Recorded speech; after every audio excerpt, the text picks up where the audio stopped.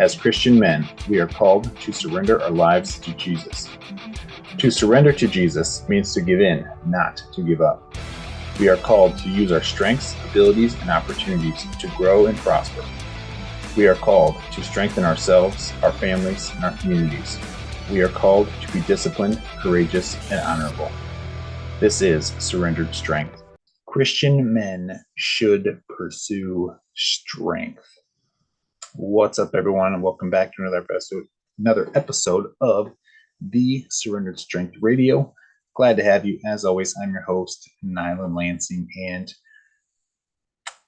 and I guess we'll do the advertisement, marketing, whatever stuff. Make sure you like, subscribe, and leave a review, rate, and most importantly, share the podcast. Get the word out that Surrender Strength is men who are pursuing to be disciplined and pursuing skills that will honor and glorify God. That is the mission. That is our goal. That's the vision. So let's dive into it. Christian men should pursue strength. I just happened to be reading an article, and it was posted on the AmericanReformer.org, and I will add this article into the description of the podcast because it's a great article.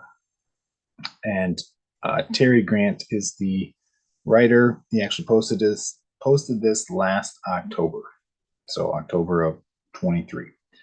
But throughout the article, he talks about the fact that Christian men should be pursuing strength. And at the beginning of the article, apparently somebody posted something about Christian men being strong physically on Twitter or X or whatever. And apparently that guy got a lot of backlash. And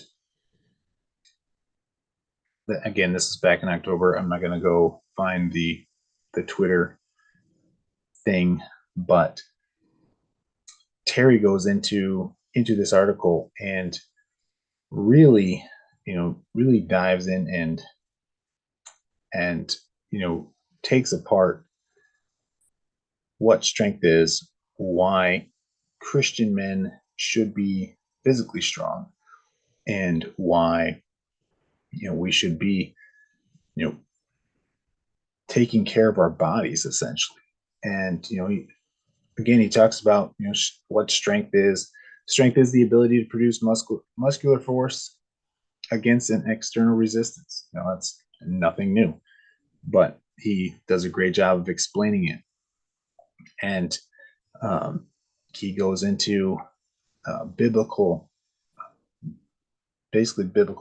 studies or references. In Joshua chapter 1, multiple times God says to the Israelites, "Be strong and courageous."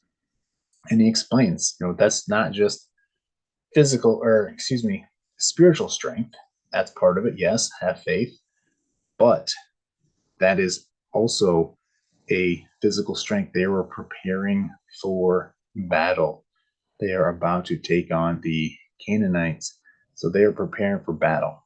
And if you are going into battle, you better be physically strong.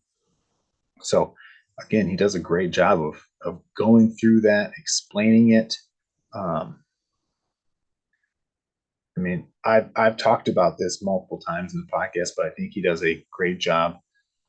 I should reach out to him and just get him on our podcast, and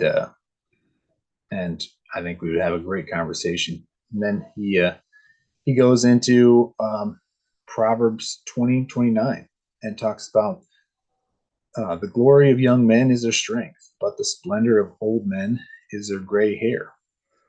Again, God is telling us men should be strong, especially young men. We should be strong. We shouldn't be obese. We shouldn't be not able to do physical feats. Again, we don't have to be bodybuilders. We don't have to be strong men, but we should be able. We should be physically able to provide for the people in our care, and we should be able to protect the people in our care. And again, Terry goes on later in the article to actually talk about that. An old saying that I've heard many years ago: strong people are harder to kill, and it's not wrong. There's a reason that military men and women train to be physically strong, physically able. They're going to be harder to kill, not only from the outside, but also from the inside. You're going to be able to fight off illness, disease much easier if you are healthy, if you are physically strong. So,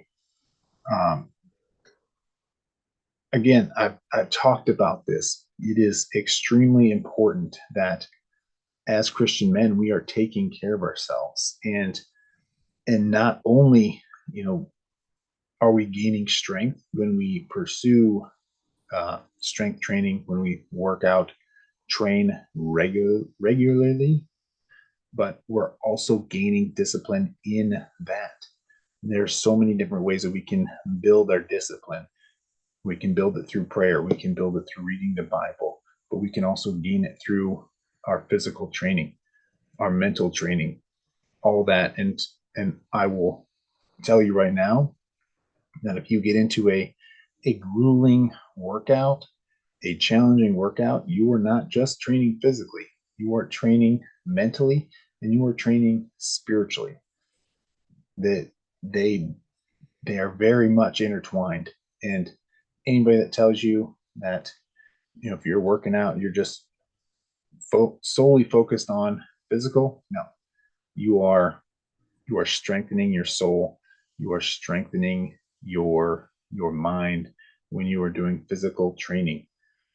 Just like when you are reading the Bible, you are not just strengthening your soul, you are strengthening your mind, which in turn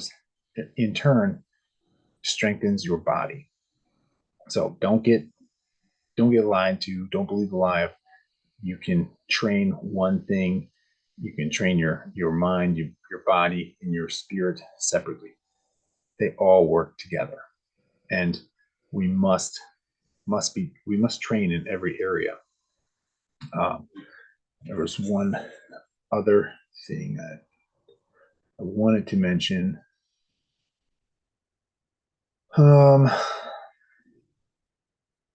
Again, I'm literally just scrolling through the article. It was a great article. Again, I'm going to post it in the podcast description. And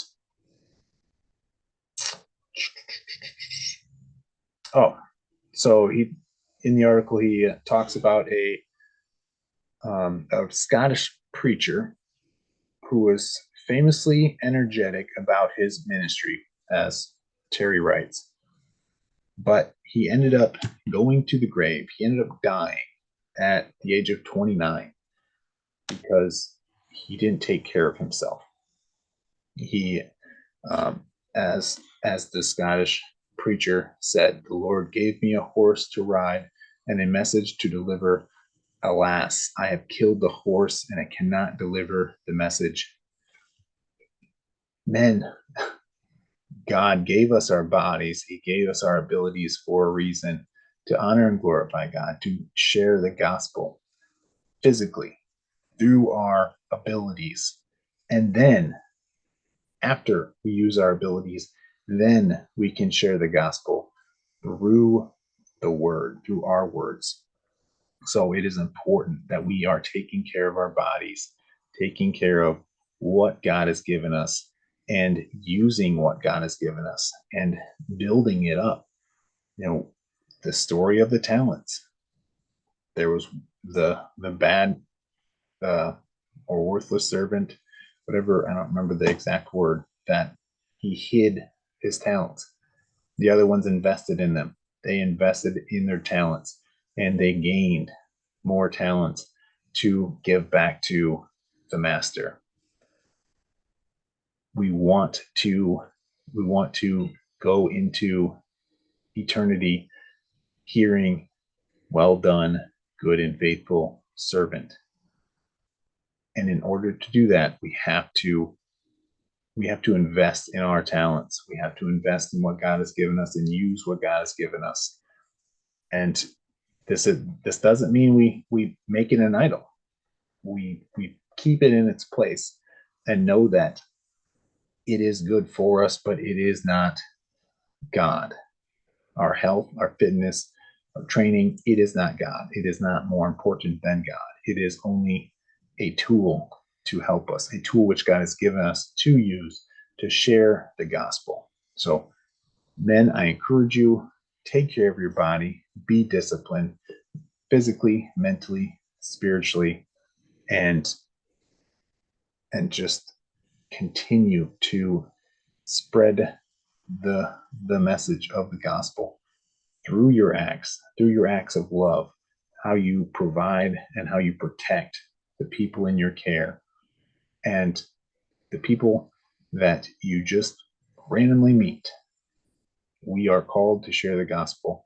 We do it through our actions. We do it through our words. Secondly, so take care, everybody.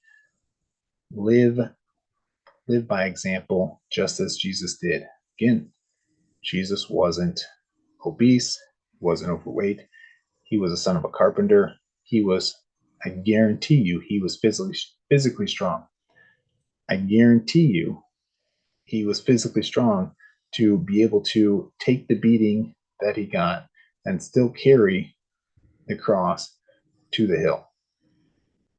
So be physically strong, be mentally strong, be spiritually strong, be disciplined, and use your body, your mind, and your spirit to honor and glorify God. Thanks for listening.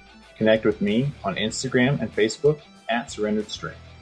Be sure to subscribe, like, and share, and live the Surrendered Strength code: discipline, courage, honor.